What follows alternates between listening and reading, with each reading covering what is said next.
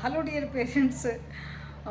Just now ఇప్పుడే ఒక parent నా దగ్గరకు వచ్చి, మేడం మరి 10th క్లాస్లో ఇంత అద్భుతమైనటువంటి ఫలితాలు వచ్చినాయి, మరి 100% రిజల్ట్స్, ఇంత చక్కటి మార్కులు పిల్లలకు వచ్చినప్పుడు మరి కనీసం మీరు ఆ, పటాకులు కొట్టడం కానీ, బ్యాండ్ పెట్టి పిల్లలతో డీజే పెట్టించి ఒక్కరని అన్ని స్కూల్ వాళ్ళు చేశారు, మరి మీరేంటి మేడం అని నన్ను అడుగుతున్నాడు అనమాట.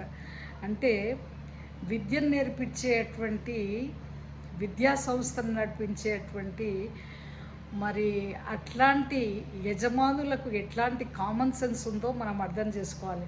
రిజల్ట్ రాగానే అతను గర్వంగా చెప్తున్నాడు, 50,000 రూపాయలు ఖర్చు పెట్టాము బ్యాండ్కి, డీజేకి, పటాకులకి. అంటే 50,000 మీరు ఖర్చు పెట్టేటువంటి అంటే ఉత్తి అది ఒక సెకండ్లో అయిపోయేటువంటి దానికి 50,000 రూపాయలు. It's not a simple thing కదా.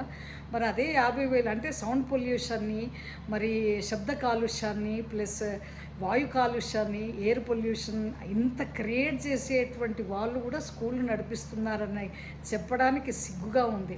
మరి అదే 50,000 ఒక పేద విద్యార్థికి కాలేజీలో జాయిన్ అవ్వడానికి లేదా పాఠ్యపుస్తకాలు కొనిపించడానికి మనం సహాయపడితే ఎంత వాడి లైఫ్ బాగుంటుందండి. మరి విద్యను అంటే టెక్స్ట్ బుక్లో ఉంటుంది, వాయు అంటే సౌండ్ పొల్యూషన్, ఎయిర్ పొల్యూషన్ చేయకూడదని. మరి అంటే చెప్పేది ఒకటి, బోధించేది ఒకటి. అంటే బోధించేవాడు పాటించడం అన్నట్టుగా మరి ఇట్లాంటి విద్యా సంస్థలు నడుపుతున్నటువంటి యజమానులుగా వాళ్ళకు సిగ్గుపడాల్సినటువంటి విషయం. మనం పిల్లలు కన్ఫ్యూజ్ అవుతారు, అదే పుస్తకాల్లో ఉంది శబ్ద కాలుష్యం చేయకూడదని, మరి ఎయిర్ పొల్యూషన్ చేయకూడదని. మరి ఎయిర్ పొల్యూషన్, సౌండ్ పొల్యూషన్, పక్కనున్న వాళ్ళకి నాయిస్ పొల్యూషన్, ఇవన్నీ చేసేటువంటి ఒక సిగ్గుకరంగా భావిస్తున్నాను. మరి అతను వచ్చి గర్వంగా 50,000 ఖర్చు పెట్టాను మేడం అని చెప్తున్నాడు. అంటే చెప్పను ఆ స్కూల్ అతను ఎవరో కానీ. సో నేనే అయితే ఒక పేద విద్యార్థికి సహాయం చేస్తాను, వాడి లైఫ్లో గుర్తుపెట్టుకునేట్టుగా. సో మనందరం కూడా ఇట్లాంటి వాళ్ళను ప్రోత్సహించండి, ఎవరైతే ఇట్లాంటి మంచి పనులు చేయడానికి ముందుకు వస్తున్నారో.